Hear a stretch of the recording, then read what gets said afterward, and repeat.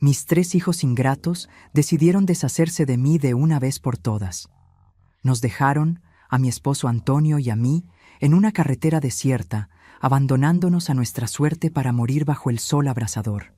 Ustedes son una carga que ya no podemos soportar, dijeron, antes de acelerar el Mercedes negro y desaparecer en el horizonte. Días después, cuando el secreto que guardábamos con 7 llaves salió a la luz, fueron ellos quienes regresaron, humillados e implorando perdón. Pero antes de continuar, asegúrate de estar suscrito al canal y escribe en los comentarios, ¿desde dónde estás viendo este video? Nos encanta saber hasta dónde llegan nuestras historias. Todo comenzó un jueves por la mañana. Estaba en la cocina preparando café para todos, como lo había hecho durante más de 40 años. A los 72, mis manos ya no tenían la misma firmeza, pero aún podía freír huevos y hacer un café que José decía que era el mejor del mundo. Esa mañana, sin embargo, había un peso en el aire, una tensión que conocía bien después de meses viviendo con mis 3 hijos en la casa que alguna vez fue solo nuestra. Sentí los pasos de Claudia incluso antes de verla. Mi hija mayor entró en la cocina todavía en bata, con el rostro tan cerrado como una puerta con llave. «Mamá, ¿cuántos huevos estás friendo?» La pregunta llegó cargada de acusación. «Solo 4, hija. 1 para cada uno». Ella suspiró dramáticamente, arrojando una pila de facturas sobre la mesa. Inmediatamente reconocí las recetas médicas de José. Mi esposo había sufrido del corazón durante años y las medicinas eran nuestro mayor gasto. $600, mamá. 600. ¿Sabes cuánto representa eso en mi presupuesto mensual? No respondí. Las palabras se quedaron atrapadas en mi garganta como espinas de pescado. En ese instante, José apareció en la puerta, caminando despacio, apoyándose en las paredes. A los 75 años, cada paso parecía una batalla para él. Su rostro, antes lleno de vida, estaba marcado por una tristeza que me partía el corazón. «Buenos días, hija», dijo, intentando sonreír. Claudia ni siquiera respondió. Tomó un pedazo de pan, lo untó con mantequilla con enojo y salió de la cocina como si estuviéramos contaminados por alguna enfermedad contagiosa.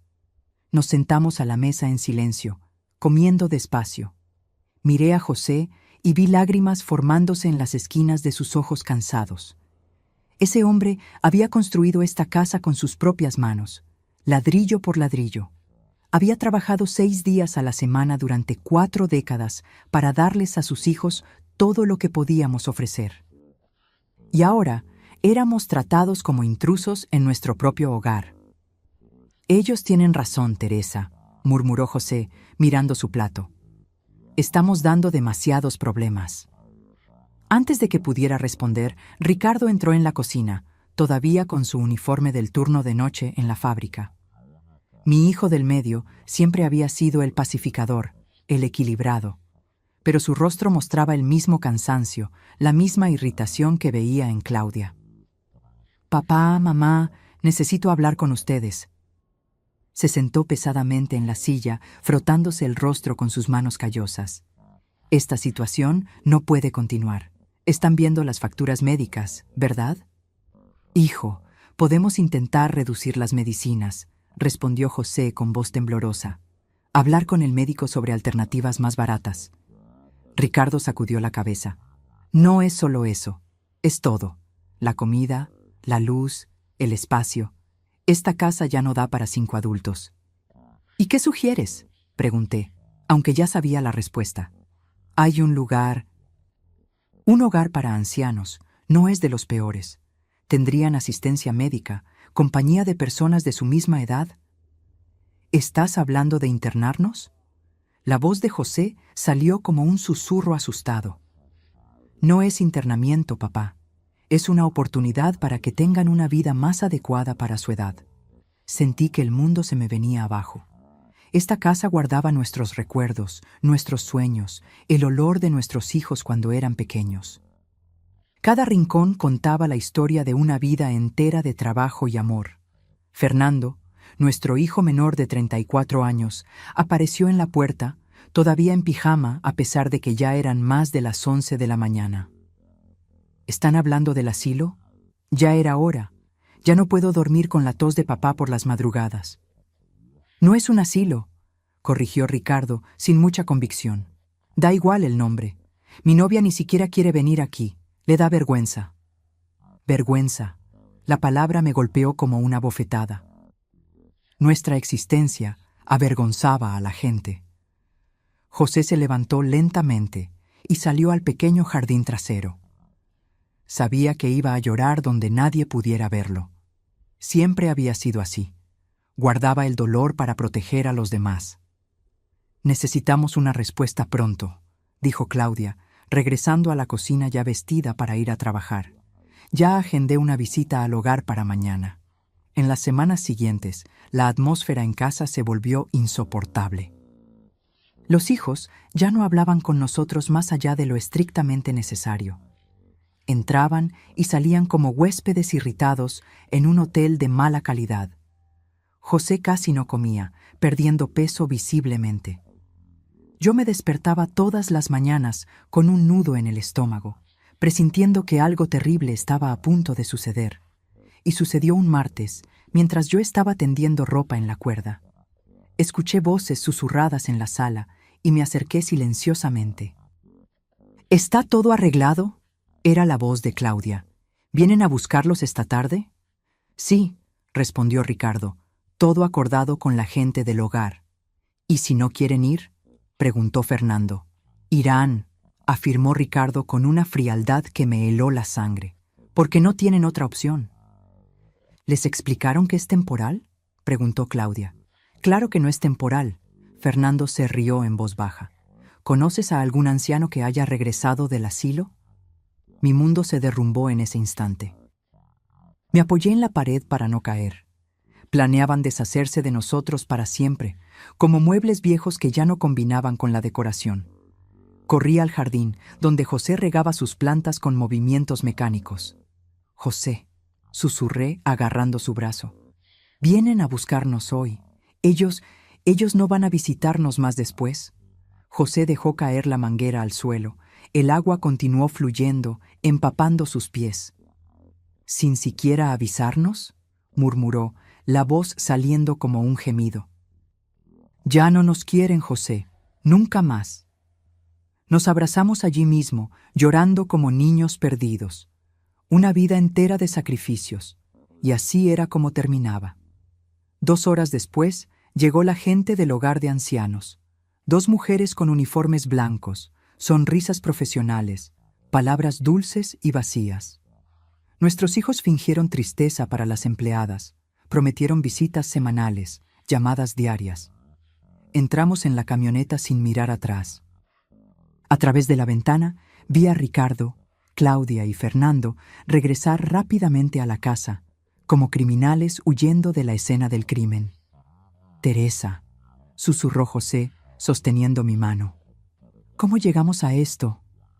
No tenía respuesta, solo lágrimas silenciosas que corrían mientras la camioneta se alejaba de la casa que construimos con tanto amor. En ese momento, no sabíamos que el destino estaba a punto de lanzar su propio golpe de justicia. Escondido en la vieja billetera de José, entre fotos antiguas y tarjetas amarillentas, había un sobre que lo cambiaría todo. El hogar de ancianos era exactamente como temía. Un edificio antiguo con olor a desinfectante y orina apenas disimulados por aromatizantes baratos. Nos pusieron en una habitación colectiva con otras 6 personas, separándonos con una cortina de tela que apenas ofrecía privacidad. Era un lugar donde la gente iba a morir lentamente, abandonada por las familias que juraron amarlos hasta el final. Las noches eran las peores. El gemido constante de los otros ancianos, el llanto ahogado en las almohadas, los llamados a los hijos que nunca vendrían. José casi no comía, se consumía a simple vista.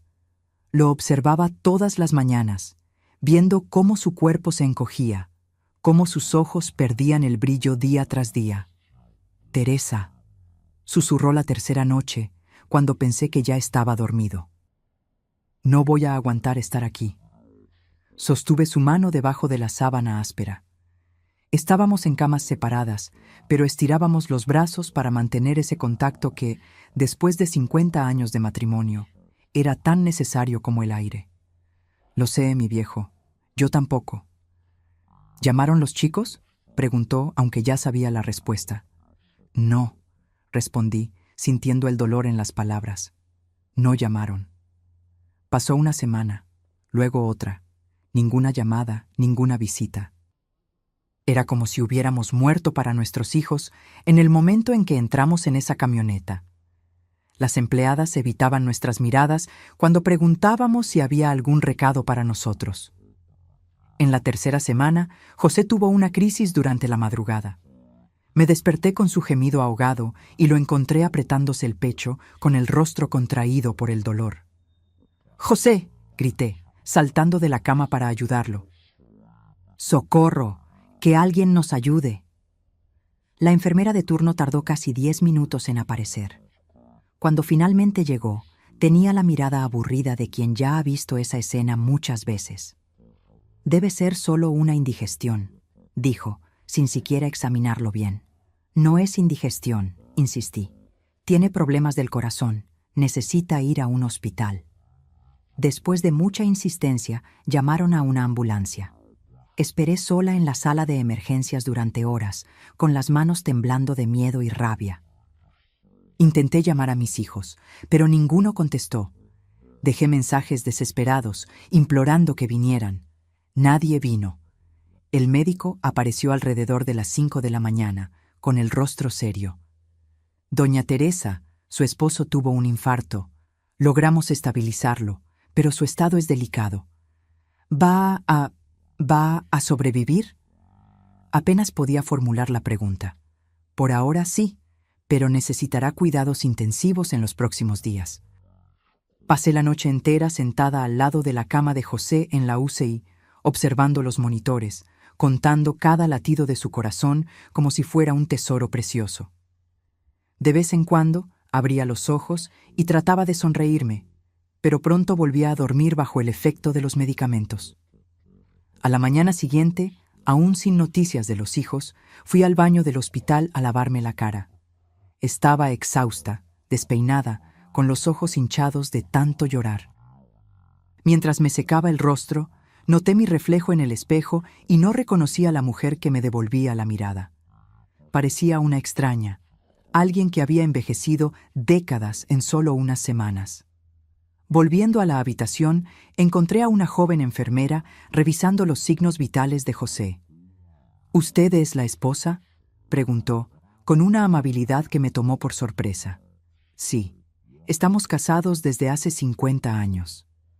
Ella sonrió, ajustando la almohada de José con cuidado. «Eso es hermoso. Raramente vemos parejas que hayan estado juntas tanto tiempo». Algo en la forma en que hablaba, en cómo cuidaba a José, me conmovió profundamente. Era el primer gesto de humanidad genuina que recibíamos en semanas. «¿Cómo se llama?», pregunté. «Clara», respondió. «Clara Oliveira». En los días siguientes, Clara se convirtió en nuestro ángel guardián en el hospital. Siempre aparecía en la habitación, incluso cuando no estaba asignada a cuidar de José. Traía una palabra amable, ajustaba las sábanas, a veces incluso me traía un café cuando notaba que no me había movido en horas. Un día, mientras José dormía, se sentó a mi lado. «Doña Teresa, disculpe la intromisión, pero ¿sus hijos no vienen a visitarlos?». Sacudí la cabeza, sintiendo que el nudo en mi garganta se apretaba. Ellos nos pusieron en un hogar de ancianos y nunca más aparecieron». Clara se quedó en silencio por unos momentos, sus ojos llenos de lágrimas. «Sabe, mi mamá trabaja como cuidadora de ancianos. Las historias que cuenta son desgarradoras». «Lo entiendo», respondí, aunque en realidad no lo entendía. ¿Cómo podía alguien entender el dolor de ser abandonado por los propios hijos? En realidad, mi esposo, Paulo, y yo hemos estado hablando mucho sobre eso últimamente. No comprendí de inmediato a dónde quería llegar. ¿Sobre qué, exactamente? Sobre cuánto nos gustaría tener abuelos en nuestras vidas. Los míos murieron cuando yo era pequeña, y los padres de Paulo viven en el extranjero. Extrañamos esa sabiduría, esa presencia que solo los mayores pueden ofrecer. Me quedé en silencio, insegura de qué responder. Clara continuó, vacilante. Tenemos una habitación extra en casa. No es gran cosa, pero es acogedora. Y yo trabajo aquí en el hospital. Puedo vigilar la salud de su José. Paulo tiene una pequeña tienda de reparaciones. Trabaja en casa. Nunca estarían solos. Mi corazón comenzó a latir más rápido. ¿Era posible que esta joven, prácticamente una extraña, estuviera ofreciendo lo que nuestros propios hijos nos habían negado? Clara, ¿estás invitándonos a vivir con ustedes? Ella se sonrojó, de repente avergonzada. Disculpe si parezco entrometida. Es que, bueno, Paulo y yo lo hemos hablado mucho.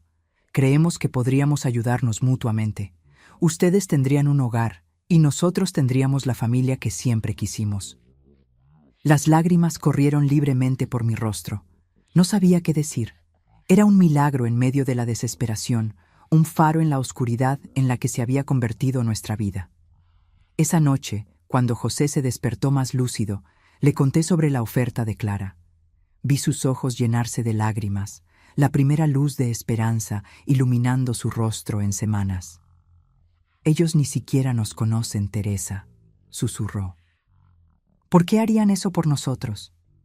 Tal vez existan personas buenas en el mundo, después de todo, respondí sosteniendo su mano. Personas que ven valor donde nuestros propios hijos solo vieron una carga.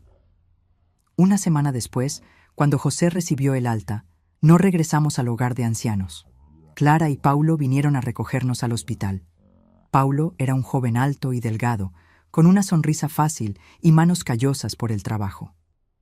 Nos recibieron en su pequeño pero impecable apartamento, donde habían preparado una habitación especialmente para nosotros, con una cama de matrimonio, cortinas floreadas e incluso un florero con violetas en la ventana.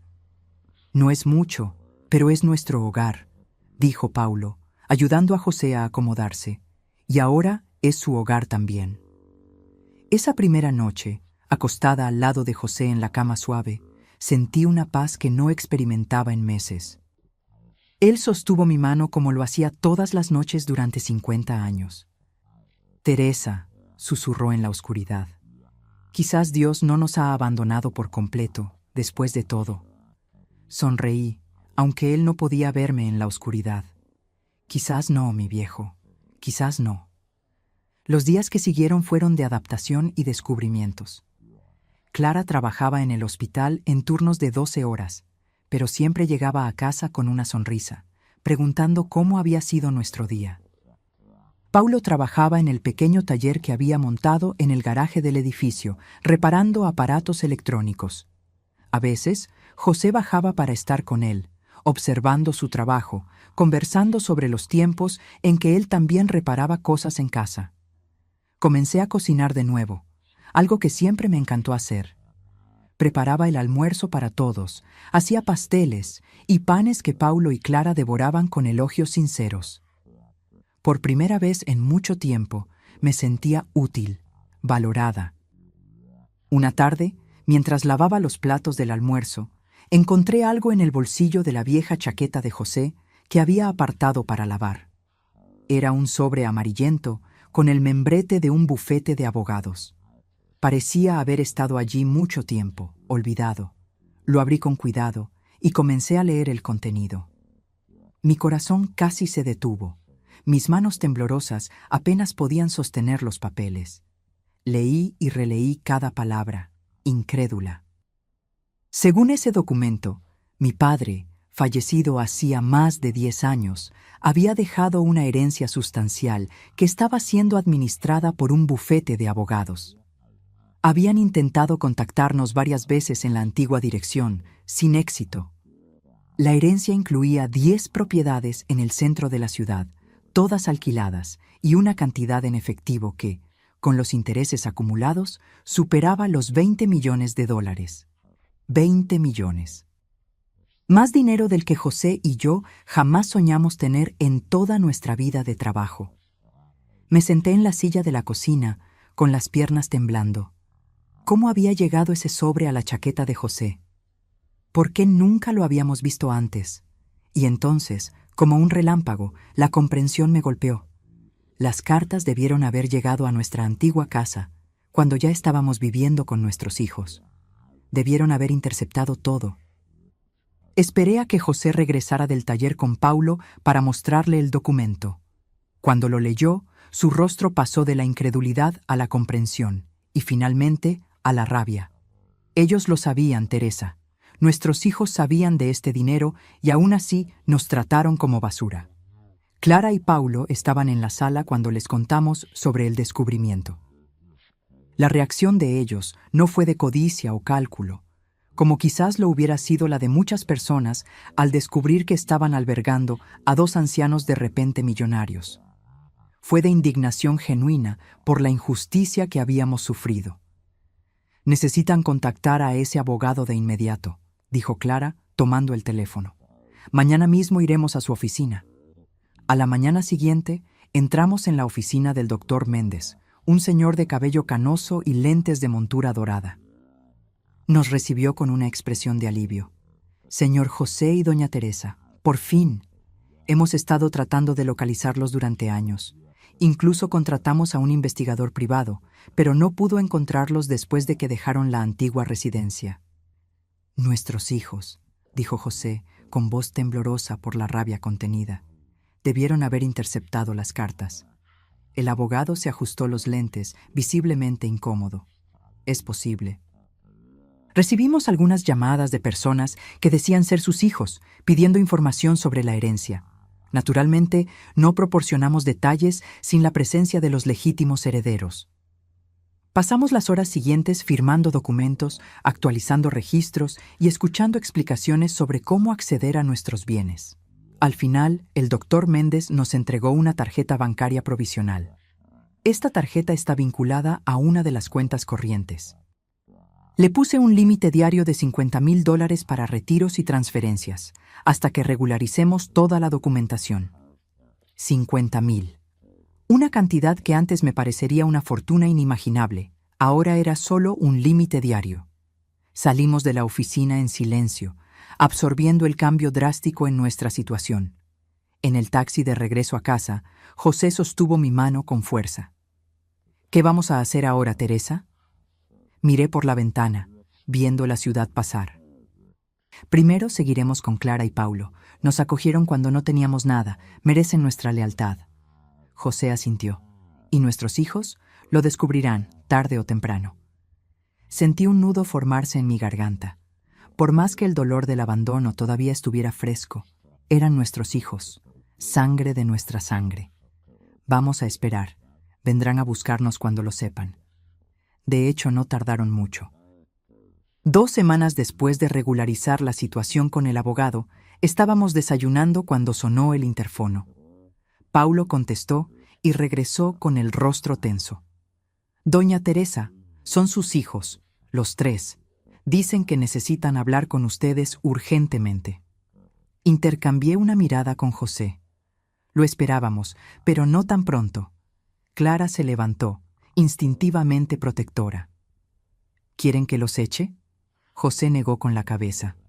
«No, escucharemos lo que tienen que decir». Cuando abrí la puerta, apenas reconocí a mis propios hijos, todos vestidos impecablemente, como si fueran a una reunión importante. Claudia usaba joyas caras, Ricardo lucía un reloj que seguramente costaba varios salarios, y Fernando vestía una camisa de marca que jamás podría comprar con lo poco que trabajaba. «Mamá». Claudia se adelantó para abrazarme, pero retrocedí instintivamente. «Estábamos tan preocupados. Los buscamos por todas partes». La mentira salió tan fluida de sus labios que casi la creí, si no fuera por la expresión calculadora en sus ojos que nunca pudo ocultarme. «¿Buscaron dónde?», preguntó José con una calma que ocultaba la tormenta interior. ¿En el hogar de ancianos donde nos abandonaron? Ricardo asumió su tono conciliador de siempre.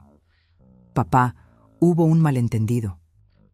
Fuimos a visitarlos una semana después, pero nos dijeron que se habían escapado. ¿Y no pensaron en llamar a la policía? ¿A los hospitales? ¿No les preocupó que pudiéramos estar muertos en la orilla de alguna carretera? Los tres se miraron, incómodos. La verdad, continuó José, es que solo están aquí porque se enteraron del dinero. Un silencio pesado cayó sobre la sala. Finalmente, Claudia soltó un suspiro teatral. Está bien, seamos honestos. Sí, supimos de la herencia. Y vinimos porque queremos resolver esta situación como familia. ¿Como familia?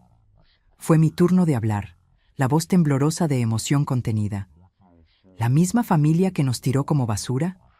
¿Que interceptó nuestras cartas durante años? ¿Que planeó abandonarnos para siempre en un hogar de horrores? Fernando, siempre el más impaciente, intervino.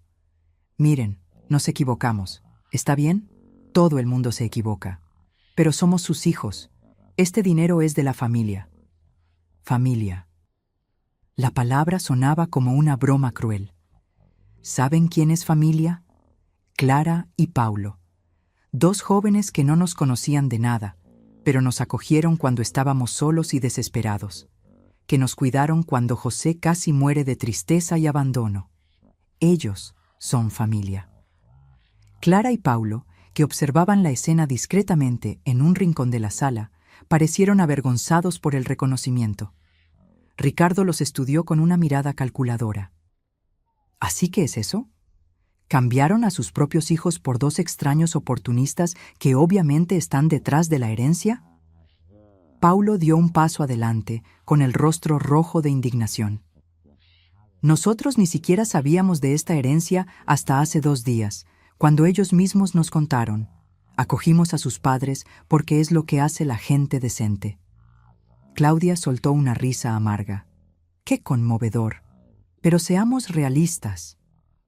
Este dinero le pertenece a nuestra familia, no a extraños que aparecieron de repente. Observé a mis hijos, tratando de encontrar algún rastro del amor que alguna vez creí que sentían por nosotros. No encontré nada más que codicia y cálculo. En contraste, miré a Clara y Paulo, quienes nos habían dado un hogar cuando no teníamos nada que ofrecer a cambio. La decisión ya estaba tomada incluso antes de que me diera cuenta. Tienen razón en un punto, dije finalmente. El dinero le pertenece a la familia, y nosotros elegimos cuál es nuestra familia ahora. Los rostros de mis hijos se contorsionaron en expresiones de shock y rabia. Ricardo fue el primero en recuperar la compostura. Mamá, no puedes estar hablando en serio. Somos sus hijos, su sangre. Sangre, murmuró José. ¿De qué sirve la sangre cuando no hay amor? Fernando, siempre el más explosivo, se adelantó amenazadoramente. ¡No pueden hacer esto! Este dinero es nuestro por derecho. Paulo se puso entre nosotros y Fernando, protegiéndonos instintivamente. Creo que es hora de que se vayan. No sin antes resolver esto, gritó Claudia. Vamos a demandar. Vamos a probar que no están en condiciones mentales de administrar este dinero. Aquello fue la gota que colmó el vaso. La idea de que pudieran intentar declararnos incapacitados solo para poner sus manos en la herencia mostró cuán bajo estaban dispuestos a llegar. Salgan de nuestra casa, dije, con la voz más firme que jamás había tenido. Ahora. Los tres se quedaron inmóviles por un momento, conmocionados por mi determinación. Luego, como una tormenta que finalmente se desata, comenzaron a gritar acusaciones, amenazas, promesas de volver. Paulo llamó a la seguridad del edificio, que amablemente, pero con firmeza, escoltó a mis hijos hacia la salida. Antes de irse, Claudia se dio la vuelta una última vez, con los ojos brillando de rabia. Esto no se va a quedar así, se van a arrepentir. Cuando la puerta finalmente se cerró, sentí que mis piernas flaqueaban. José me abrazó y lloramos juntos, no por las amenazas, sino por la muerte definitiva de las últimas ilusiones que aún manteníamos sobre nuestros hijos. Esa noche, acostada al lado de José, reflexioné sobre el rumbo que nuestra vida había tomado. ¿Hicimos todo mal, José? ¿Fracasamos como padres? Él suspiró profundamente, acariciando mi cabello canoso. No, Teresa. Dimos amor, educación, valores. Ellos eligieron su camino. No podemos culparnos por eso. ¿Y ahora qué? ¿Qué haremos con tanto dinero? Viviremos, Teresa. Viviremos los años que nos quedan con dignidad y propósito, y ayudaremos a quienes realmente merecen ser ayudados. Me dormí con esas palabras resonando en mi mente, imaginando las posibilidades que se abrían ante nosotros. Era como si, por primera vez en mucho tiempo, el futuro no fuera solo un horizonte sombrío de abandono y soledad, sino un campo abierto de posibilidades. Los meses siguientes fueron de transformación. Con parte del dinero, compramos un apartamento amplio en el mismo edificio donde vivían Clara y Paulo. Insistimos en que se mudaran con nosotros, formando una familia no por sangre, sino por elección. Al principio, dudaron. Doña Teresa, argumentó Clara, no nos deben nada. Hicimos lo que cualquier persona con corazón haría. Precisamente por eso los queremos cerca, respondí, porque los corazones, como los de ustedes, son raros. El apartamento tenía 4 habitaciones, una sala espaciosa con vista al parque de la ciudad y una cocina amplia donde volví a preparar comidas para todos con gusto. José consiguió un rincón en el balcón para sus plantas, que florecieron junto con su ánimo renovado. Paulo montó un taller mejor en el edificio, con equipos nuevos que le compramos. Su negocio de reparaciones creció rápidamente y pronto pudo contratar a 2 ayudantes. Clara continuó trabajando en el hospital, pero redujo su carga horaria para tener más tiempo con nosotros.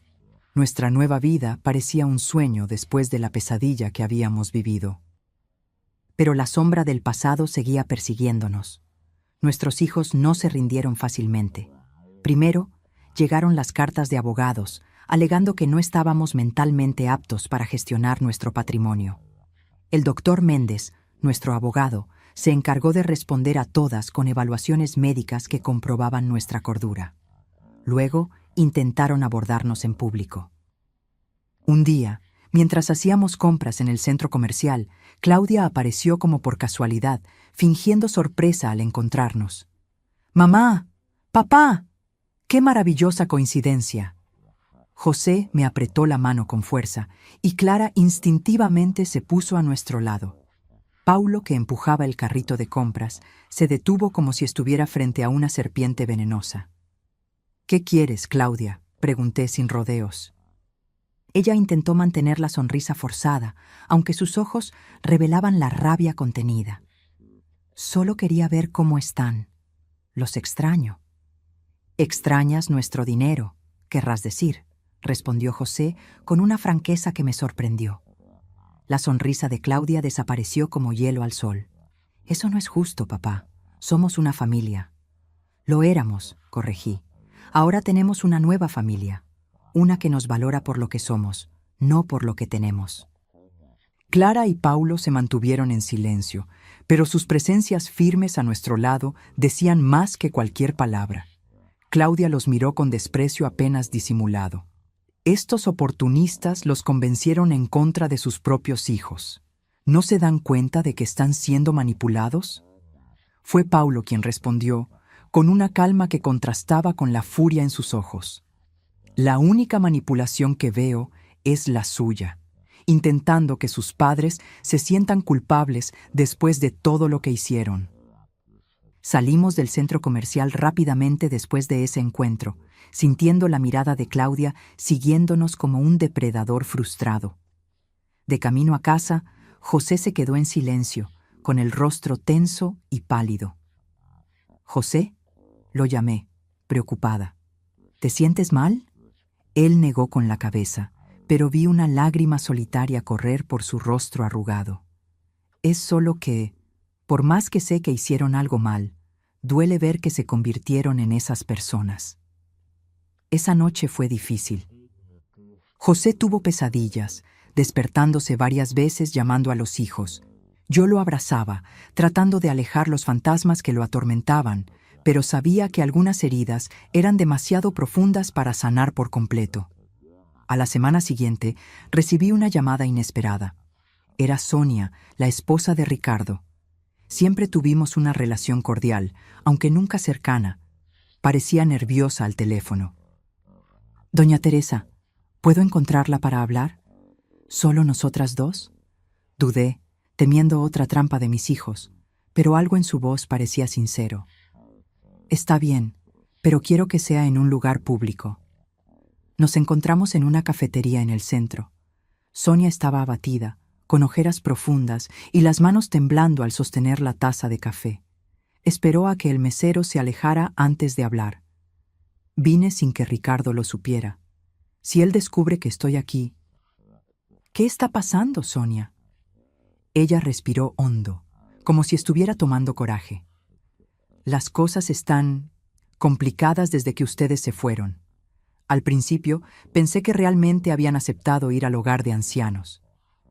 Ricardo decía que era lo mejor para todos, que estarían mejor cuidados allí». Me quedé en silencio, esperando que continuara. Cuando descubrí que se habían escapado, me asusté. Quise llamar a la policía, a los hospitales, pero Ricardo... Él dijo que ustedes estaban bien, que habían decidido vivir por su cuenta. ¿Y tú le creíste? Ella sacudió la cabeza, avergonzada. No por completo, pero él es mi esposo, y nunca imaginé... ¿Nunca imaginaste que nos habían abandonado para morir? Sonia se cubrió el rostro con las manos, llorando silenciosamente. Perdóneme, doña Teresa. Debería haber hecho más. Debería haber insistido. Sentí que la rabia se diluía un poco ante esa mujer rota frente a mí. ¿Por qué me cuentas esto ahora? Ella se secó las lágrimas con una servilleta. Porque ya no puedo más. Desde que se enteraron de la herencia, están obsesionados. Solo hablan de eso, solo planean cómo conseguir ese dinero. Ya no reconozco a mi esposo. ¿Y tus nietos? ¿Cómo están? La mención de los nietos pareció desencadenar una nueva ola de lágrimas. Los niños preguntan por ustedes, los extrañan, pero Ricardo les prohibió hablar del tema. Sentí un dolor agudo en el pecho. Mis nietos, privados incluso de mencionar nuestros nombres. ¿Qué quieres de mí, Sonia? Ella respiró hondo, pareciendo finalmente llegar al punto. Quiero pedirles que no corten por completo los lazos con sus nietos. Ellos no tienen la culpa de las elecciones de sus padres. Era una petición justa. Los niños realmente no tenían la culpa. ¿Cómo puedo verlos si Ricardo les prohibió incluso que hablen de nosotros? Yo podría traerlos a visitarlos cuando él esté trabajando. La propuesta era tentadora, pero peligrosa. ¿Eso no te pondría en riesgo? Sonia sonrió tristemente. Algunas cosas valen el riesgo, doña Teresa. Los niños necesitan saber que todavía tienen abuelos que los aman. Después de casi una hora de conversación, acordamos que Sonia traería a los nietos a visitarnos el siguiente domingo, mientras Ricardo estaría en un partido de fútbol con sus amigos. Volví a casa con sentimientos contradictorios. La alegría por la posibilidad de reencontrarme con los nietos se mezclaba con el miedo a más dolor, más conflictos. Cuando se lo conté a José, vi sus ojos iluminarse por primera vez en días. «Los nietecitos, Teresa. Vamos a ver a nuestros nietecitos». Clara y Paulo nos apoyaron, pero con cautela. «Tenemos que asegurarnos de que no sea una trampa», dijo Paulo. «¿Qué tal si me quedo cerca durante la visita? Solo para garantizar». El domingo acordado, arreglé el apartamento como si fuera a recibir a autoridades importantes. Hice galletas, pastel de chocolate, compré refrescos, preparé dulces. José caminaba de un lado a otro, nervioso como un adolescente antes de su primera cita. Cuando sonó el timbre, mi corazón casi se sale por la boca. Paulo abrió la puerta, cauteloso. Sonia entró con Miguel, de 10 años, y Aniña, de 7. Los niños parecían confundidos e intimidados. «¿Abuela?» Miguel llamó vacilante, buscándome con los ojos. No pude contener las lágrimas. Abrí los brazos y los dos corrieron hacia mí, hundiendo sus rostros en mi pecho como lo hacían cuando eran más pequeños. José se unió al abrazo, riendo y llorando al mismo tiempo. «Abuelo, ¿por qué desaparecieron?», preguntó a Niña con esa sinceridad cruel de los niños. «Papá dijo que ya no querían vernos». José tragó saliva, luchando para que la rabia no se le notara. «Eso no es verdad, mi princesa. Nunca dejamos de amarlos, nunca». Miguel, siempre más observador, miraba alrededor con curiosidad. «Esta casa es muy genial. ¿Es de ustedes?». «Sí», respondí, agradecida por el cambio de tema. «¿Quieren verla?». Las horas siguientes fueron de pura alegría. Les mostramos el apartamento, les contamos historias, jugamos juegos de mesa que habíamos comprado especialmente para la ocasión. Los niños devoraron los dulces y pidieron más. Clara y Paulo se integraron naturalmente, como si ya fueran parte de la familia desde hace años. Cuando llegó la hora de partir, ninguno de nosotros quería que terminara. Miguel me abrazó con fuerza, susurrándome al oído. «Abuela, ¿puedo venir más veces? Prometo no decírselo a papá». Mi corazón se encogió. «Claro que sí, mi amor. Esta casa siempre estará abierta para ustedes». Sonia prometió traerlos de nuevo cuando fuera seguro. Después de que se fueron, José y yo nos abrazamos en silencio, procesando la montaña rusa emocional que había sido esa tarde. «Son nuestros», susurró él. «Nadie puede quitarnos esto». Esa visita fue como agua en el desierto para nuestras almas resecas por el dolor del abandono. Nos dio fuerzas para continuar, para mirar más allá del sufrimiento y ver posibilidades de felicidad. A la semana siguiente, comenzamos a concretar un plan que se había estado formando en nuestras mentes desde hacía algún tiempo. Usando parte de la herencia, compramos una casa grande en las afueras de la ciudad, con un terreno amplio y aireado. Hablamos con Clara sobre la idea de transformar el lugar en un hogar para ancianos abandonados, no un depósito de personas como aquel del que escapamos, sino un verdadero hogar. Sería un lugar donde las personas mayores pudieran vivir con dignidad, expliqué, con asistencia médica de calidad, actividades, atención. Clara se entusiasmó con la idea. «Puedo coordinar la parte de salud. Conozco enfermeros y cuidadores que serían perfectos para este proyecto». Paulo sugirió que la casa tuviera un taller para los ancianos que quisieran mantenerse activos. Muchos todavía tienen habilidades increíbles y solo necesitan un espacio para ejercerlas. Así nació el Hogar Nueva Vida, nuestro proyecto de retribución. No por venganza contra nuestros hijos, sino como una forma de transformar nuestro dolor en algo positivo, para que otras personas como nosotros no tuvieran que pasar por el mismo infierno. El Hogar Nueva Vida se convirtió rápidamente en el centro de nuestras vidas.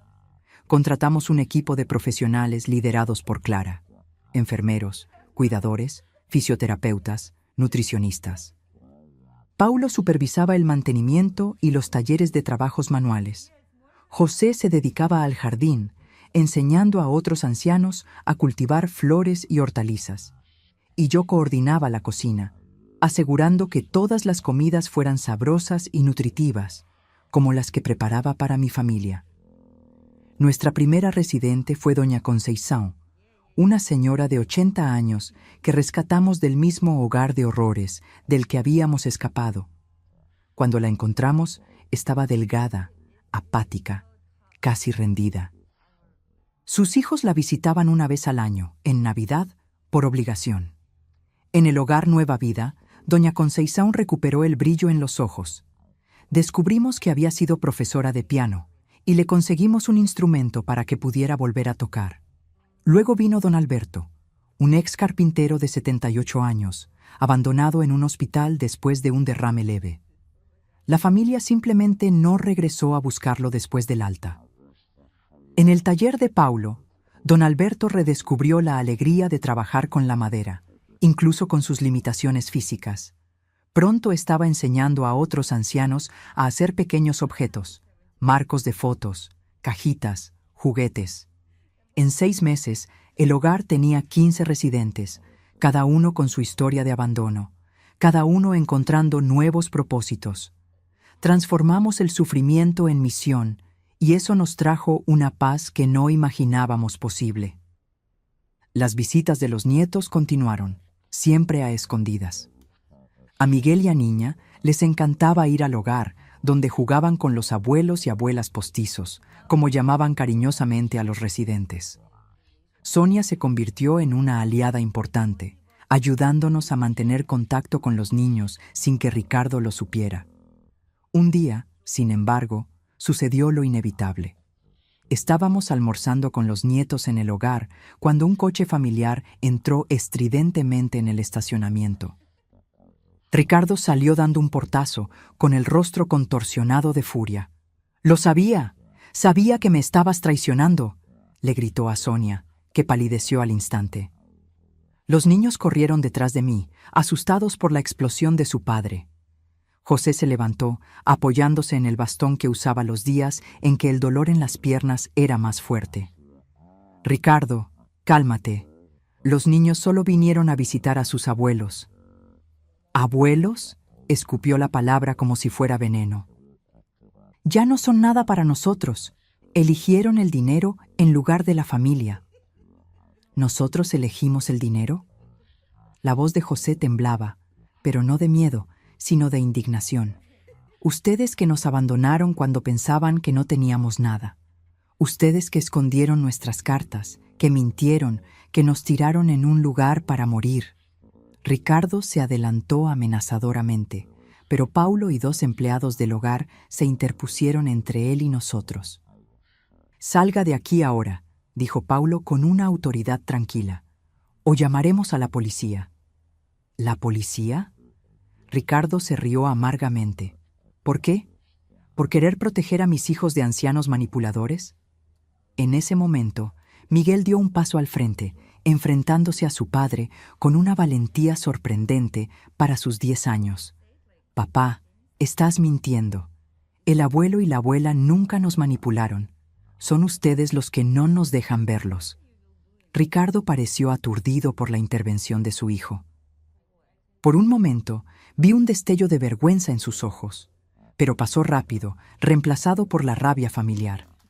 «Al coche, todos ustedes, ahora». Los niños lloraron, implorando quedarse un poco más. Sonia intentó calmarlos, prometiendo que volverían, pero yo sabía, por la mirada dura de Ricardo, que él haría cualquier cosa para que eso no sucediera. Antes de irse, Ricardo se detuvo en la puerta, señalándonos con el dedo como una amenaza. «Esto va a terminar. Ya verán. Nadie me roba a mis hijos». Después de que se fueron, me derrumbé en una silla, sintiendo el peso de cada uno de mis 72 años. José se acercó, poniendo su mano en mi hombro. «Ellos van a volver, Teresa. Algún día lo entenderán». «¿Pero cuándo, José? ¿Cuánto tiempo más nos queda en esta vida?». Él no tenía respuesta. Nadie la tenía. A la semana siguiente, recibimos una notificación judicial. Ricardo estaba pidiendo la custodia exclusiva de los hijos, alegando que Sonia era mentalmente inestable por llevarnos a los niños a escondidas. También solicitaba una orden de restricción que nos impediría ver a los nietos. El doctor Méndez, nuestro abogado, intentó tranquilizarnos. «Esto es claramente una represalia. Ningún juez impedirá que los abuelos vean a sus nietos sin un motivo muy serio». Pero yo no estaba tan segura. Había visto el odio en los ojos de Ricardo. Él haría cualquier cosa para lastimarnos, incluso si eso significaba usar a sus propios hijos como armas. La audiencia fue programada para el mes siguiente. Nos preparamos lo mejor que pudimos, reuniendo testimonios sobre nuestro carácter, sobre la calidad del hogar Nueva Vida, sobre lo bien que los niños eran tratados durante las visitas. Mientras tanto, no tuvimos más noticias de Sonia o de los nietos. Ricardo había cortado todas las comunicaciones, cambiando incluso los números de teléfono. En la víspera de la audiencia, estábamos en la cocina de nuestro apartamento, tratando de distraernos con los preparativos para la cena. Clara y Paulo habían salido a comprar los ingredientes que faltaban. El interfono sonó y José fue a contestar. ¿Quién es?, preguntó cauteloso, como nos habíamos acostumbrado a hacer desde los incidentes con los hijos. Soy yo, papá, Fernando. Intercambiamos miradas de sorpresa y aprensión. Fernando, nuestro hijo menor, el más distante de los tres, nunca nos había buscado desde la ruptura. ¿Qué quiere?, le susurré a José. No lo sé. Dice que necesita hablar con nosotros urgentemente. Dudé. Una parte de mí quería negarle la entrada, protegernos de más dolor. Pero otra parte, la que nunca dejó de ser madre, quería ver a mi hijo. Quería creer que tal vez, solo tal vez, algo había cambiado. Déjalo subir, decidí finalmente. Fernando parecía diferente cuando entró en el apartamento. Más delgado, con ojeras profundas, el cabello despeinado. Ya no tenía esa arrogancia juvenil que siempre lo había caracterizado. Mamá, papá, murmuró, pareciendo incapaz de continuar. ¿Qué quieres, Fernando?, pregunté, manteniendo distancia emocional y física. Se hundió en el sofá, pareciendo de repente exhausto. Yo no sé por dónde empezar. José se sentó en el sillón frente a él, mirándolo directamente a los ojos. ¿Qué tal por el principio? ¿Por qué nos abandonaron en ese lugar? Fernando bajó la cabeza, pasándose las manos por el cabello en un gesto nervioso que reconocí de su infancia. Fue idea de Claudia, al principio. Dijo que ustedes daban mucho trabajo, que costaban demasiado. Ricardo estuvo de acuerdo de inmediato. Dijo que era la solución más lógica. Yo dudó. Solo seguí lo que ellos decían. Siempre fue así. ¿Y las cartas?, pregunté.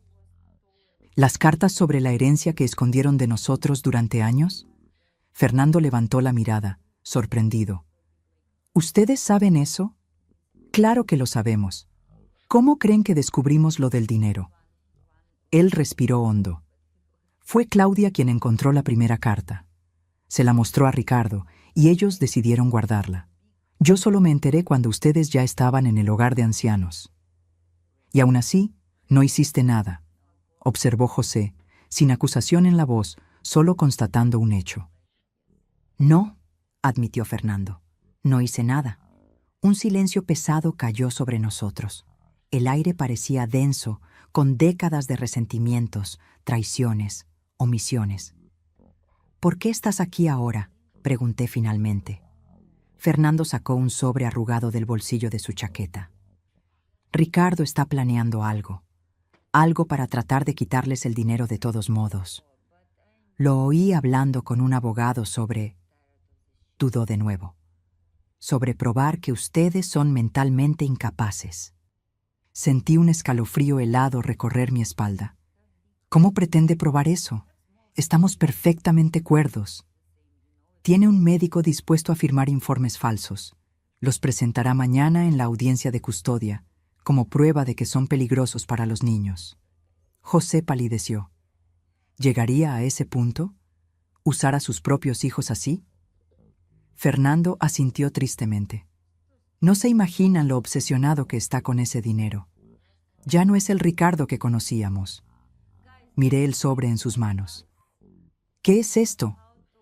Pruebas, grabaciones de él discutiendo el plan, copias de los correos electrónicos intercambiados con el médico, incluso un borrador del informe falso. Tomé todo de su computadora anoche. Tomé el sobre con manos temblorosas. ¿Por qué? ¿Por qué nos estás ayudando ahora? Fernando se quedó en silencio por tanto tiempo que pensé que no respondería. Cuando finalmente habló, su voz estaba quebrada. Porque me arrepiento. Todos los días me arrepiento. No del dinero que perdí, aunque, sí, al principio era solo eso. Pero me arrepiento de no haber sido lo suficientemente hombre para defenderlos. De haber dejado que Claudia y Ricardo decidieran todo. De haber sido un cobarde. Las lágrimas corrían libremente por su rostro ahora, sin que hiciera ningún esfuerzo por esconderlas. Sé que es demasiado tarde, sé que nunca me perdonarán. Y ni siquiera lo pido. Solo no quiero que Ricardo lastime a nadie más. Ni a ustedes, ni a Sonia, ni a los niños. José se levantó con dificultad y, para mi sorpresa, se acercó a Fernando. Puso su mano en el hombro de su hijo, en un gesto que no veía desde hacía tanto tiempo que parecía pertenecer a otra vida. Nunca es demasiado tarde para hacer lo correcto, hijo. Fernando levantó la mirada, con esperanza e incredulidad luchando en sus ojos hinchados por las lágrimas. En ese momento, escuchamos la llave girando en la puerta. Clara y Paulo habían regresado de las compras. Al ver a Fernando, Paulo instintivamente se puso delante de Clara, en una postura protectora. ¿Qué hace él aquí? José hizo un gesto tranquilizador. «Está todo bien, Paulo. Fernando vino a ayudarnos». Clara miró con desconfianza, con las bolsas de la compra aún en las manos. ¿Ayudarlos cómo? Le expliqué brevemente la situación mientras José llevaba a Fernando a la cocina para que tomara un café. Paulo examinó el contenido del sobre, verificando la autenticidad de los documentos. «Si esto es cierto, el juez se comerá vivo a Ricardo mañana», comentó, hojeando los papeles. «Es cierto», afirmó Fernando desde la cocina. «Yo estaba allí cuando él lo planeó todo». «Puedo testificar». Clara se acercó a mí, preocupada. «¿Estás bien con esto? ¿Con él aquí?» Miré a la cocina, donde José y Fernando conversaban en voz baja. Había tanta historia entre nosotros, tanto dolor, tanto amor desperdiciado. «No lo sé», respondí honestamente, «pero creo que es un comienzo». Esa noche, Fernando durmió en el sofá de la sala. Antes de que nos fuéramos a la cama, me llamó. «Mamá, ¿puedo preguntarte algo?» «Claro». ¿Por qué el hogar Nueva Vida? ¿Por qué usar el dinero para ayudar a otros ancianos en lugar de, no sé, viajar por el mundo, disfrutar? La pregunta me tomó por sorpresa, no por la duda en sí, sino por el hecho de que Fernando estuviera genuinamente interesado. «Porque entendemos el dolor», respondí simplemente. «Porque sabemos lo que es ser abandonado, ser tratado como algo desechable, y porque descubrimos que la mejor forma de curar nuestro propio dolor es ayudando a otros a curar los suyos». Fernando asintió lentamente, procesando. «Ustedes son mejores personas de lo que nosotros seremos jamás». «No, hijo. Solo aprendimos algunas lecciones de la manera más difícil». A la mañana siguiente, entramos en el tribunal preparados para la batalla. El doctor Méndez había trabajado toda la noche, incorporando las nuevas evidencias al proceso. Fernando caminaba con nosotros, nervioso, pero decidido. Ricardo ya estaba allí con su abogado, mostrando esa confianza de quien está seguro de la victoria. Cuando vio a Fernando a nuestro lado, su expresión se transformó en puro shock, seguido rápidamente por rabia. «¡Traidor!», siseó cuando pasamos por él.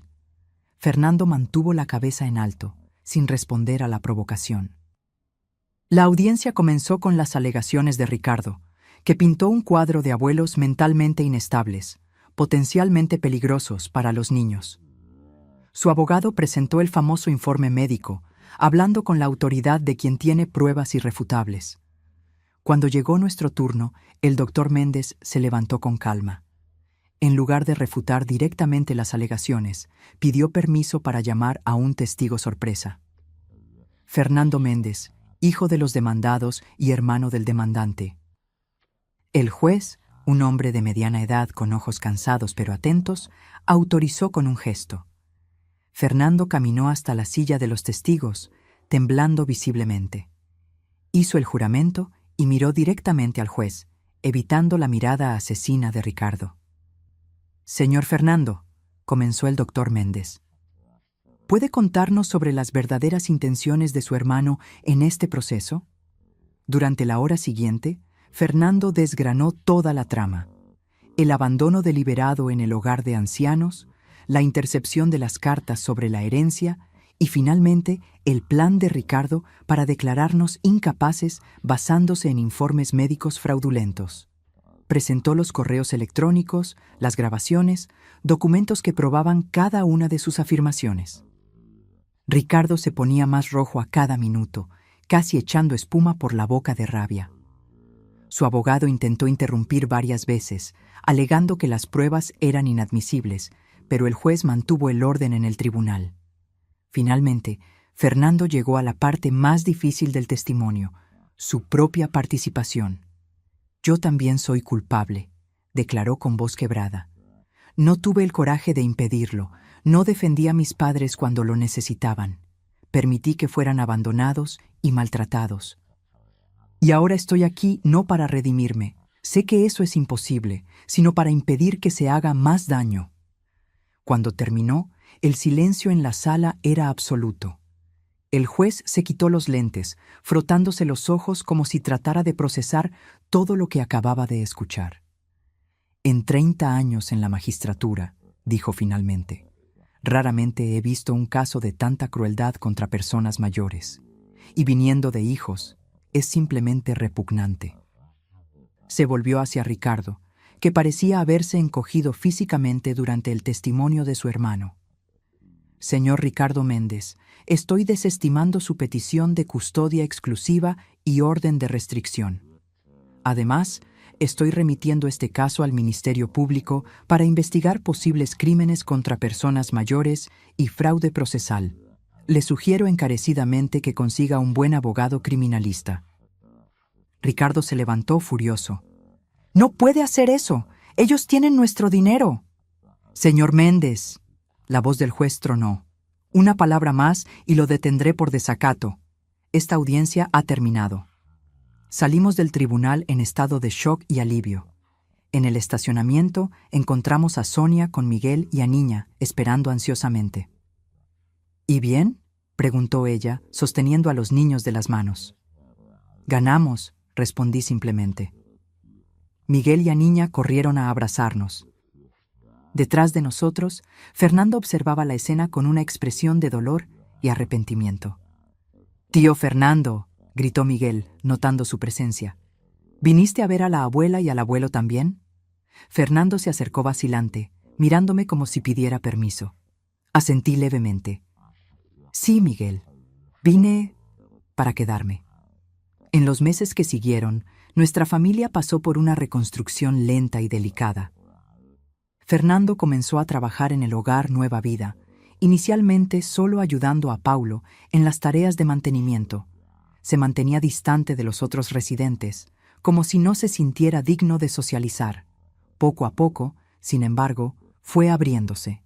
Su primer avance significativo sucedió con don Alberto, el ex carpintero. Un día, los encontré a los dos en el taller, encorvados sobre una pieza de madera.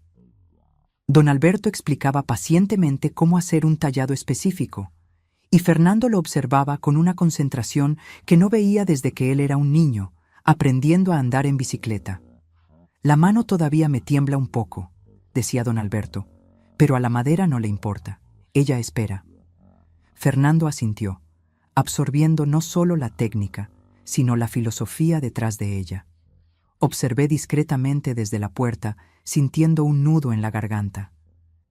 Mi hijo menor, que siempre había sido el más inquieto, el más impaciente, aprendiendo sobre paciencia con un anciano que había sido abandonado, al igual que nosotros. «¿Mamá?». Fernando me vio e inmediatamente pareció avergonzado, como si lo hubieran atrapado haciendo algo mal. «Estoy tratando de aprender». «Continúa», lo animé. «Don Alberto es el mejor maestro que podrías tener». El anciano sonrió, mostrando los pocos dientes que le quedaban. «Su hijo tiene talento, doña Teresa. Buenas manos para la madera». Los dejé trabajando y me fui a la cocina del hogar, donde supervisaba el almuerzo de los residentes. José estaba en el jardín, como siempre, ahora acompañado por 3 o 4 ancianos que se habían convertido en sus aprendices en el arte del cultivo. Clara llegó corriendo, entusiasmada con una noticia. «Doña Teresa, la Secretaría de Asistencia Social aprobó nuestra solicitud. El Hogar Nueva Vida ahora es oficialmente reconocido como institución de utilidad pública». La abracé, feliz por el logro. Significaba más que un reconocimiento. Significaba que podíamos expandirnos, recibir a más ancianos, ofrecer más servicios.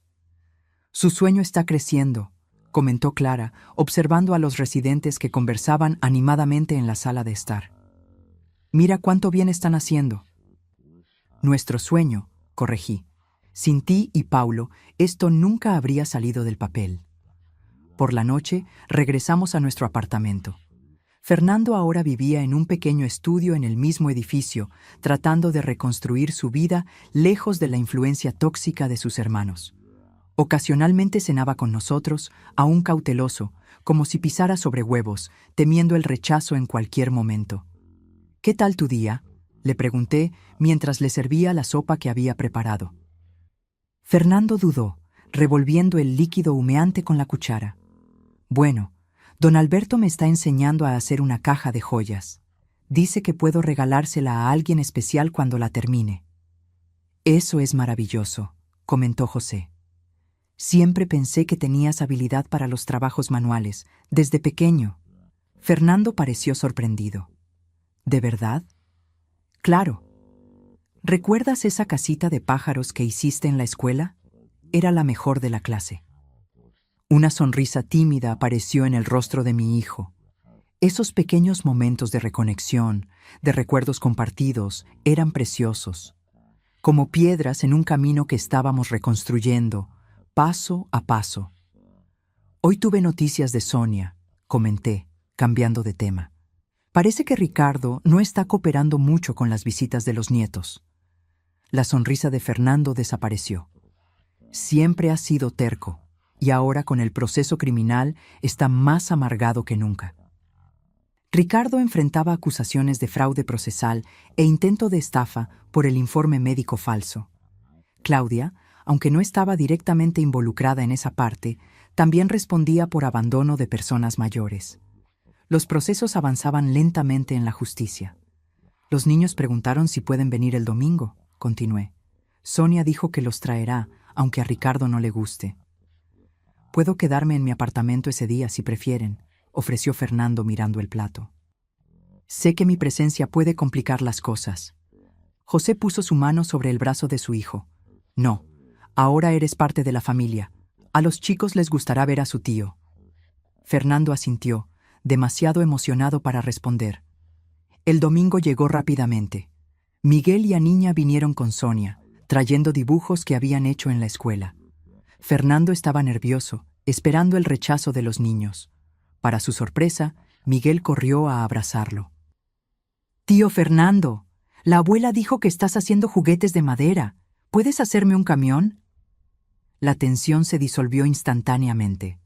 Fernando prometió que haría el mejor camión de madera que Miguel jamás hubiera visto. Aniña pidió una casita de muñecas, y pronto todos estaban sentados en la mesa, dibujando proyectos para los juguetes. Observé la escena con el corazón desbordado. No era una reconciliación completa. Algunas heridas eran demasiado profundas para sanar por completo. Pero era un nuevo comienzo, una oportunidad para construir algo diferente. Sonia me llevó a un rincón, lejos de los demás. «Tengo noticias», susurró. «No son buenas». Mi corazón se aceleró. «¿Qué pasó?». «Ricardo está tratando de vender la casa, nuestra casa, donde vivimos con los niños». «¿Cómo? ¿Por qué?». «Tiene serios problemas financieros, los procesos, los abogados, y parece que perdió su trabajo por el escándalo. Anda bebiendo mucho, está agresivo». Sentí una punzada de culpa que intenté alejar. Ricardo se había buscado eso con sus elecciones. «¿Tienen a dónde ir? Si necesitan...». Sonia me interrumpió con un gesto. «No estoy pidiendo dinero, doña Teresa. Solo quería que lo supiera. Las cosas se están desmoronando para él. Para todos nosotros, en realidad». Miré a los niños jugando con Fernando y José, inocentes en medio de una guerra de adultos. «¿Qué vas a hacer?». Ella suspiró profundamente. «Estoy pensando en separarme. Ya no es el hombre con el que me casé. Está consumido por el odio, por la obsesión». La abracé instintivamente. «Si necesitas cualquier cosa, aquí estamos». Cuando le conté la conversación a José, más tarde, se quedó pensativo. «Ricardo siempre fue demasiado orgulloso», comentó. «Ese orgullo lo va a destruir si no cambia». «¿Qué podemos hacer?». José miró por la ventana, hacia la ciudad iluminada. Nada, lamentablemente. Cada uno tiene que encontrar su propio camino. Nosotros les ofrecimos nuestro perdón, nuestra puerta abierta. El resto depende de él. 2 semanas después, Fernando apareció en nuestro apartamento más temprano de lo habitual, con el rostro pálido. ¿Qué pasó?, pregunté, reconociendo de inmediato los signos de perturbación. Es Ricardo, respondió sentándose pesadamente. Sufrió un accidente. Está en el hospital. José bajó el periódico que estaba leyendo. ¿Qué tipo de accidente? Chocó el coche. Estaba borracho. Fernando se pasó las manos por el rostro. Sonia me acaba de llamar. Dijo que está en la UCI, en situación crítica.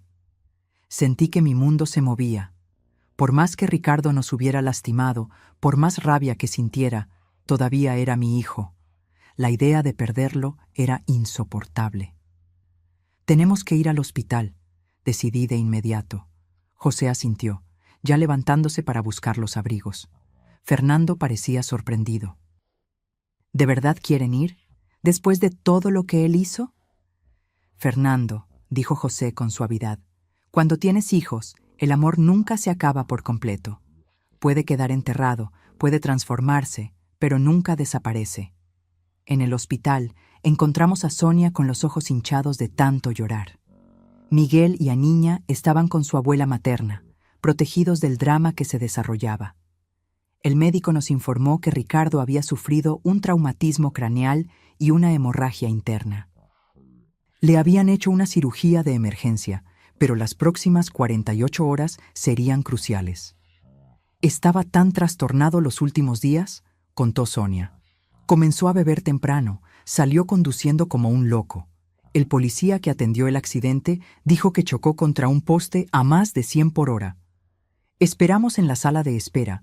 El tiempo se arrastraba con la lentitud peculiar de los momentos de crisis. Fernando caminaba de un lado a otro. José sostenía mi mano, ambos perdidos en pensamientos y oraciones silenciosas. Cuando el médico regresó, su rostro serio nos contó la historia antes incluso de que hablara. Lo siento, dijo simplemente. Hicimos todo lo que pudimos. Sonia se desplomó en una silla, sollozando. Fernando se apoyó en la pared como si sus piernas ya no pudieran sostenerlo. José me abrazó fuerte y sentí sus lágrimas calientes contra mi cuello. Lloré por el hijo que había perdido 2 veces, una por la codicia, otra por la muerte. Lloré por el niño que alguna vez había sido, por el hombre en el que podría haberse convertido si hubiera tomado decisiones diferentes. En los días siguientes, como en una neblina, organizamos el funeral. Claudia apareció, con el rostro marcado no solo por el luto, sino por el miedo. Con la muerte de Ricardo, los procesos en su contra ganaban nuevo peso. Estaba sola ahora, sin su hermano para compartir la culpa.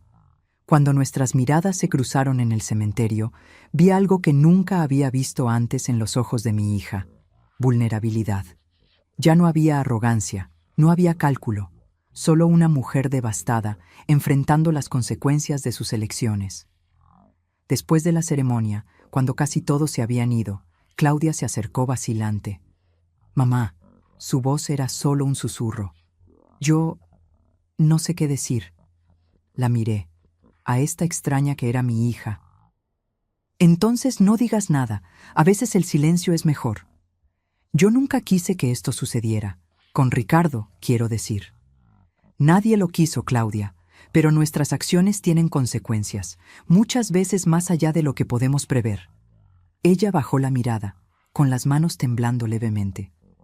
¿Qué va a pasar conmigo ahora? La pregunta me tomó por sorpresa, no por el contenido, sino por la vulnerabilidad genuina que conllevaba. Eso depende en parte de ti, respondí honestamente.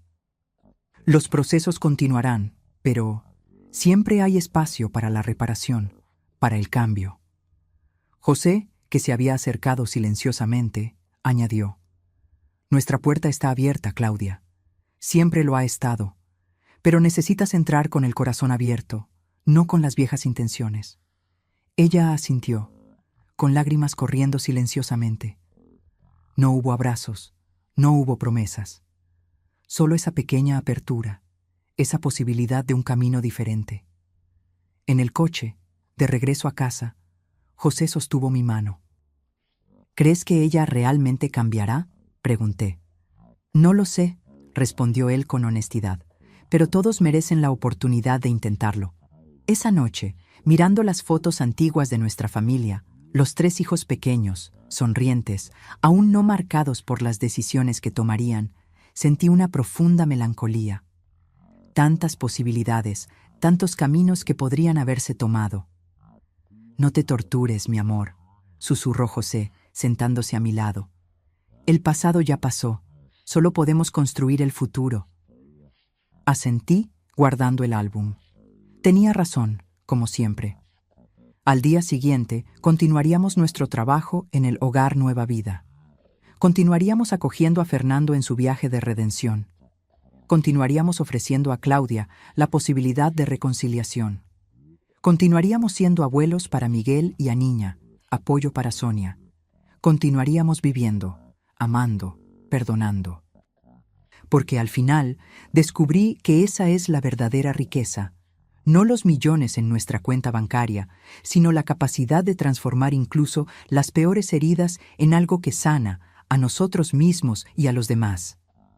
Han pasado 3 años desde la muerte de Ricardo. Años de transformaciones, curaciones y nuevos comienzos. El Hogar Nueva Vida ha crecido, acogiendo ahora a 30 ancianos. Compramos la casa de al lado y expandimos las instalaciones, creando un ala especializada para personas mayores con demencia y Alzheimer. Clara coordinaba un equipo de 15 profesionales, implementando prácticas innovadoras de cuidado. Fernando encontró su propósito en la carpintería. Lo que comenzó como terapia personal se transformó en vocación. Creó un taller para enseñar el oficio no solo a los ancianos del hogar, sino a jóvenes en situación de vulnerabilidad social. Decía que era su forma de reparación, ayudar a unir generaciones que normalmente no se encontrarían. Claudia, contra todas las expectativas, también encontró su camino hacia la redención. Los primeros meses fueron difíciles. Cumplió servicios comunitarios como parte del acuerdo judicial por los crímenes contra nosotros, trabajando a regañadientes en el hogar. Recuerdo el día en que la vi cambiar de verdad. Estaba ayudando a doña Conceição a comer cuando la anciana tuvo un lapsus de memoria y confundió a Claudia con su propia hija, que rara vez la visitaba. «Marina, qué bueno que viniste hoy», dijo doña Conceição, sosteniendo la mano de Claudia. «Te extrañé tanto». Vi a mi hija congelarse, sin saber cómo reaccionar. Por un momento pensé que corregiría a la señora, tal vez incluso con rudeza, pero para mi sorpresa, Claudia sonrió gentilmente. «Estoy aquí ahora», dijo simplemente, apretando la mano de la anciana. «¿Cómo se siente hoy?» Cuando doña Conceição se durmió después de la comida, Claudia salió de la sala visiblemente afectada. La encontré en el jardín, llorando silenciosamente. «Me llamó hija», murmuró cuando me acerqué. «Cree que su hija la abandonó, como nosotros hicimos con ustedes». No dije nada, solo me senté a su lado en el banco. Nunca había entendido realmente lo que les hicimos. Puse mi mano sobre la suya. «Ahora lo entiendes». «Es horrible», susurró ella. «¿Cómo pudimos hacer eso? ¿Cómo pude hacer eso con mis propios padres?» Esa tarde marcó el inicio de la verdadera transformación de Claudia. Comenzó a ser voluntaria en el hogar incluso después de cumplir su condena. Volvió a estudiar, graduándose en gerontología. Hoy coordina un programa de apoyo a cuidadores familiares, ayudando a personas que enfrentan el desafío de cuidar a parientes ancianos en casa. Nuestra relación nunca volvió a ser lo que era antes. Algunas fracturas son demasiado profundas para sanar por completo. Pero encontramos un nuevo equilibrio, un respeto mutuo nacido del dolor compartido y de la sanación buscada juntas. Sonia se mudó a un apartamento cerca del nuestro con Miguel y a Niña. Los niños crecieron teniendo abuelos presentes, viniendo a visitarnos casi a diario después de la escuela. Miguel, ahora con 13 años, pasaba horas en el taller con Fernando, aprendiendo los secretos de la carpintería. Aniña, a los 10, prefería el jardín, donde ayudaba a José a cultivar flores y verduras que abastecían la cocina del hogar. José y yo, a los 75 y 72 años, encontramos una paz que nunca imaginamos posible después del trauma del abandono. Usamos la mayor parte de la herencia para crear una fundación que financia hogares para ancianos éticos en todo el país, estableciendo estándares rigurosos de cuidado y dignidad. Una tarde de domingo estábamos todos reunidos para el almuerzo, José y yo, Fernando y su novia Mariana, una enfermera que conoció en el hogar, Claudia, que venía sola, todavía no lista para nuevas relaciones, Sonia con los niños, Clara y Paulo con su hija pequeña, Elena. La mesa estaba llena, las conversaciones eran animadas, las risas de los niños, una escena que parecía imposible años atrás. Después del almuerzo, mientras los demás conversaban en la sala, José me llamó al balcón. El atardecer pintaba el cielo de naranja y rosa, una vista que nunca dejaba de emocionarme. ¿En qué estás pensando?, pregunté, notando su mirada distante. Él sonrió, esa sonrisa que conocía tan bien después de 53 años de matrimonio. En los viajes. En cómo a veces necesitamos perdernos por completo para encontrar el camino correcto. Apoyé la cabeza en su hombro, sintiendo la comodidad familiar de su cuerpo contra el mío. ¿Quién diría que nuestro peor momento se transformaría en nuestra mayor bendición? El abandono no fue la bendición, corrigió él gentilmente. Fue lo que elegimos hacer con él. En ese momento, con la luz dorada del final de la tarde iluminando su rostro arrugado, José parecía más sabio y hermoso que nunca. Sus manos, ahora más temblorosas por la edad, aún sostenían las mías con la misma firmeza de cuando éramos jóvenes. ¿Sabes qué me da más paz?, continuó. Ver que rompimos el ciclo. Miguel y Aniña están creciendo viendo el valor de las personas mayores, aprendiendo que el amor no es condicional. Asentí, observando a nuestros nietos a través de la ventana. Miguel le mostraba a Claudia un pequeño tallado de madera que había hecho, y ella lo elogiaba sinceramente. Aniña dibujaba algo en su cuaderno, probablemente otro de los retratos que le gustaba hacer de todos los ancianos del hogar. Ellos no van a abandonar a sus padres cuando envejezcan, comenté. Ni a sus propios hijos cuando llegue su turno. José asintió. Y eso vale más que los 20 millones. Nos quedamos allí, en silencio cómodo, viendo el sol ponerse. Pensando en las lecciones que la vida nos enseñó de la manera más dura. Que el verdadero valor no está en el dinero o las posesiones, sino en el amor que damos y recibimos. Que las heridas más profundas pueden convertirse en fuentes de sanación, que nunca es demasiado tarde para empezar de nuevo. Una semana después, José tuvo un derrame mientras trabajaba en el jardín del hogar. Fue rápido y sin dolor, dijeron los médicos. Partió haciendo lo que amaba, rodeado de personas que lo respetaban y admiraban. El funeral fue diferente al de Ricardo. No solo había familia, sino decenas de ancianos del hogar, empleados, vecinos, personas cuyas vidas habían sido tocadas por José de alguna manera. Cada uno tenía una historia que contar sobre su amabilidad, su sabiduría, su capacidad para perdonar incluso las peores ofensas. Fernando organizó que cada anciano del hogar plantara un árbol en memoria de José, creando un pequeño bosque en la parte trasera de la propiedad.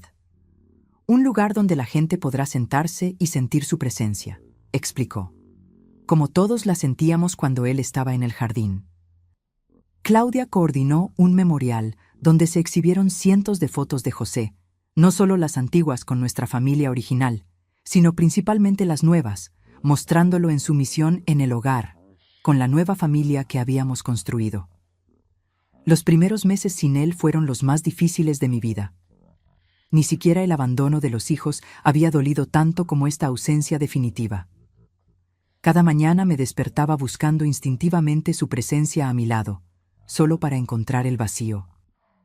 Lo que me salvó fue el propósito que habíamos construido juntos. El hogar, los ancianos, la fundación, nuestra familia reconstruida, todo necesitaba continuar. José lo habría querido así. Una tarde, 6 meses después de su partida, estaba sentada en el jardín que él había creado. Los árboles plantados en su memoria aún eran pequeños, pero ya mostraban los primeros brotes primaverales. Miguel vino a sentarse a mi lado, ahora casi de mi altura. «Abuela», comenzó él vacilante. «¿Puedo preguntarte algo?» «Claro, mi amor». «¿No odias a mi papá por todo lo que hizo?» La pregunta me tomó por sorpresa. Miguel rara vez hablaba de Ricardo, como si el trauma de la pérdida hubiera convertido el tema en tabú. «No, Miguel», respondí honestamente. «No lo odio. Lo odié por un tiempo. Pero descubrí que el odio solo me lastimaba a mí, no a él». «¿Pero cómo pudiste perdonar? ¿Después de todo?» Miré el rostro joven de mi nieto, que ya mostraba rasgos del hombre que sería algún día, y elegí mis palabras con cuidado. Perdonar no significa olvidar o fingir que el daño no sucedió. Significa elegir no dejar que el rencor controle tu vida. Tu padre cometió errores terribles, pero también era una persona compleja, con sus propios dolores y limitaciones. Miguel se quedó en silencio, absorbiendo. Lo que aprendí, Miguel, es que la vida es demasiado corta para vivirla con rabia. Tu abuelo José solía decir que el rencor es como beber veneno esperando que el otro muera. El niño sonrió levemente, reconociendo el tipo de sabiduría que su abuelo solía compartir. «Lo extraño», dijo en voz baja. «Yo también, mi amor, todos los días». Nos quedamos allí sentados, abuela y nieto, compartiendo el silencio cómodo que solo existe cuando hay verdadera comprensión. Observé los árboles jóvenes balanceándose con la brisa ligera y pensé en todas las vidas que aún se beneficiarían de la sombra que algún día ofrecerían, así como tantas personas se beneficiaban del legado que José y yo habíamos construido a partir de nuestro dolor. La vida continúa su ciclo, con pérdidas y ganancias, abandonos y acogimientos, finales y nuevos comienzos. Lo importante, descubrí finalmente, es la elección que hacemos ante cada golpe, ante cada herida, dejar que nos endurezcan y amarguen, o usarlas como fuente de sabiduría y compasión. José y yo elegimos el segundo camino, y aunque él ya no esté aquí para ver los frutos, sé que su esencia vive en cada rincón del hogar Nueva Vida, en cada sonrisa de un anciano que recuperó la dignidad, en cada abrazo de nuestros nietos, en cada gesto de redención de nuestros hijos. Nuestros hijos nos tiraron como basura, creyendo que éramos solo una carga. No sabían que estaban descartando no solo $20 millones, sino el amor más valioso que podrían haber recibido. Algunos aprendieron la lección a tiempo, otros, lamentablemente, no. En cuanto a mí, continúo mi viaje, agradecida por cada día, por cada recuerdo, por cada oportunidad de transformar el dolor en propósito. No sé cuánto tiempo más me queda en esta vida, pero sé que cuando llegue mi hora de partir, no dejaré solo dinero o propiedades. Dejaré un legado de perdón, de reconstrucción, de amor que persiste a pesar de las peores traiciones. Un legado que vale mucho más que 20 millones. Ahora, si te gustó esta historia, dale clic a este próximo video que aparece en la pantalla, porque en él hay una historia de traición y cambio como nunca has visto antes.